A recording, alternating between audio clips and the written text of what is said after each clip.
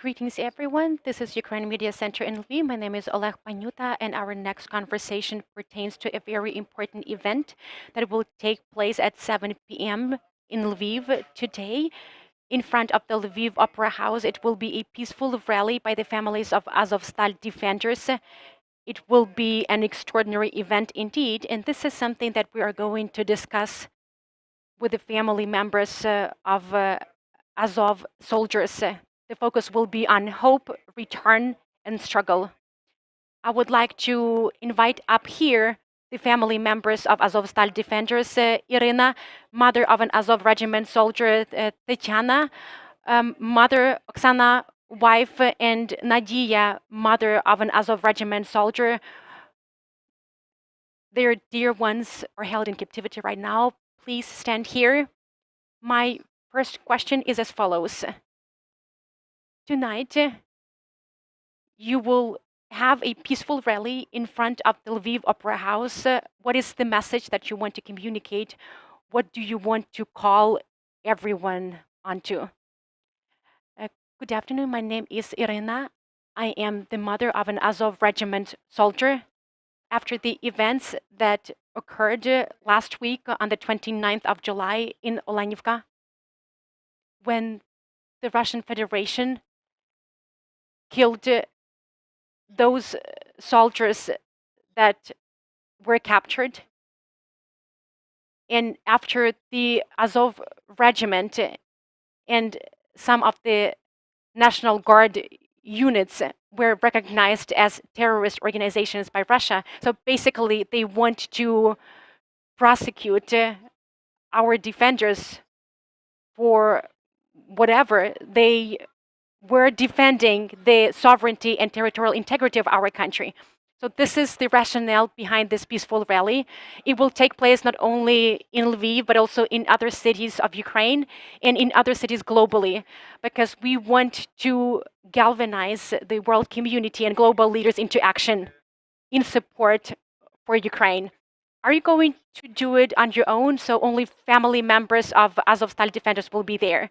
We are the organizers. We have some family members in Lviv. We have some family members in other cities.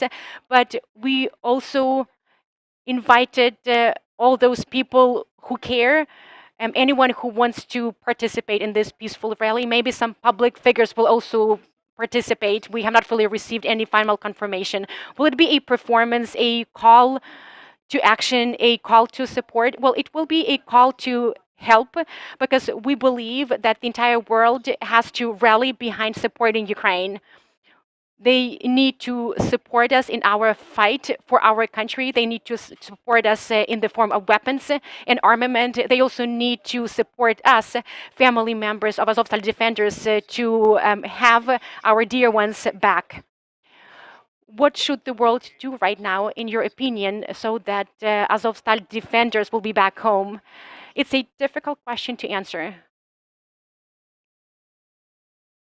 For those military that were captured, the Third Geneva Convention was adopted in 1949. We do understand that the Russian Federation is in blatant violation of the regulations that work globally. But at the same time, Russia sits with these countries at the same table. So we will be unrelenting. We will continue crying out for help to the entire world. And I'm 100% certain that the entire world, global leaders, international organizations, not only UN, have some levers and influence on Russia. So they can do something to coax Russia into complying with international law. Do you have any contacts with your dear ones? Unfortunately, it's not possible. We have no clue what is happening with our dear ones. Last time I exchanged with my son on the 18th of May, before their exit from the Azovstal steel plant. We can have this communication only via the International Red Cross Committee, but since they don't have access either because of Russia, we don't really have any contact. We have been receiving information from some Ukrainian organizations, from international organizations, so we submit our requests and they provide us with information on the potential location of our loved ones.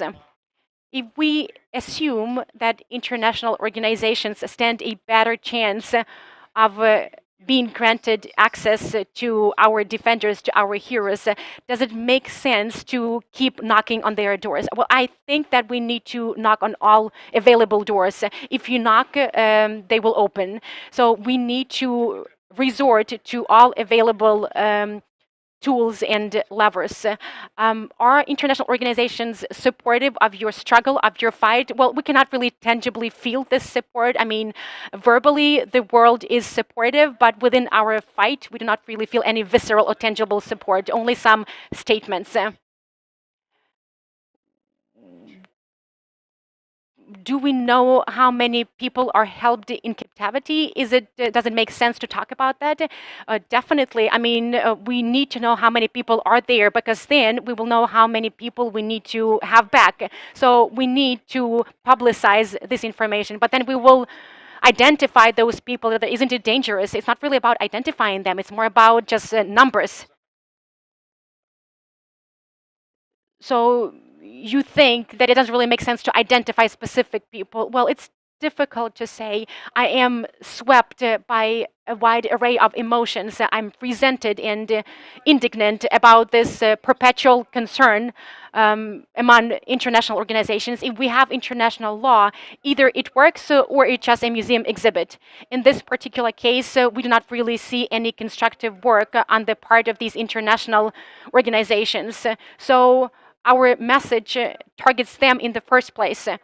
There has to be a solid response to the crime committed in Olenivka. The Russian terrorist state is just testing the extent of their insolence. So if they can see that they will not be punished for it, then they will continue. So we cannot really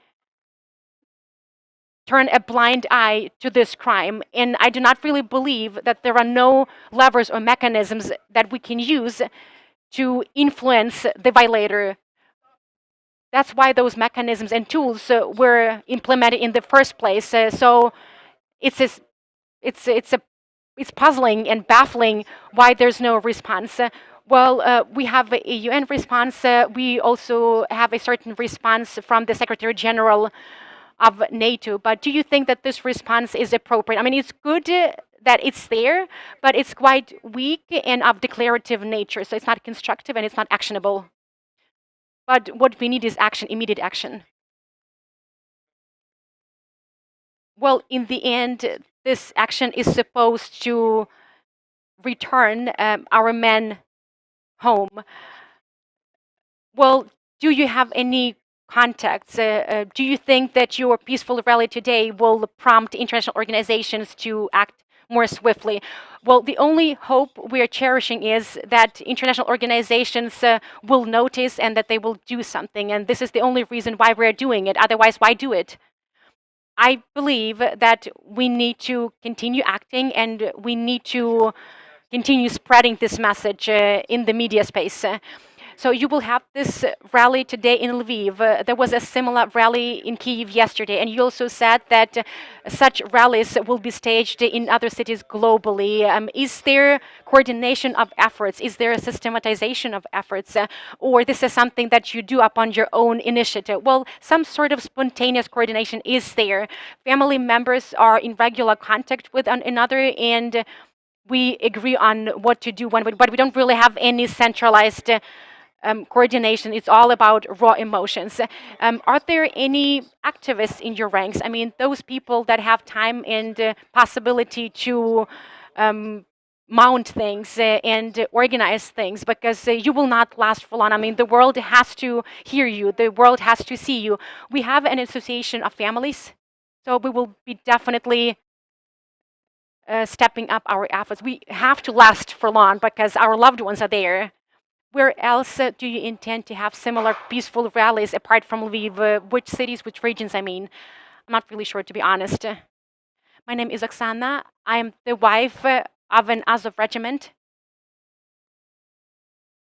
I'm a wife of a prisoner of war located in Russia. We don't really have any details on other locations for rallies, but we also have this association, Women Made of Steel. They are doing similar things in other cities. You asked whether we would last for long. We will. We will be fighting until our last breath, until the last prisoner of war is back in Ukraine. There are 82 women among prisoners of war.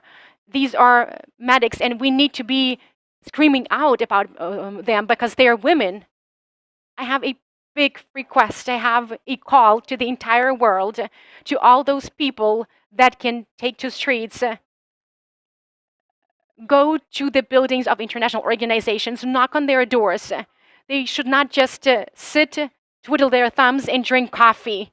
They do remember that there is this war raging on in Ukraine. It's very inconvenient. We do understand that. It's inconvenient, it's painful, but we've got to do something. Everyone has to rise to their feet and do whatever it takes so that Russia will let our prisoners go. We need to do everything it takes to bring this horrific war to a halt. Please hear me, hear all of us.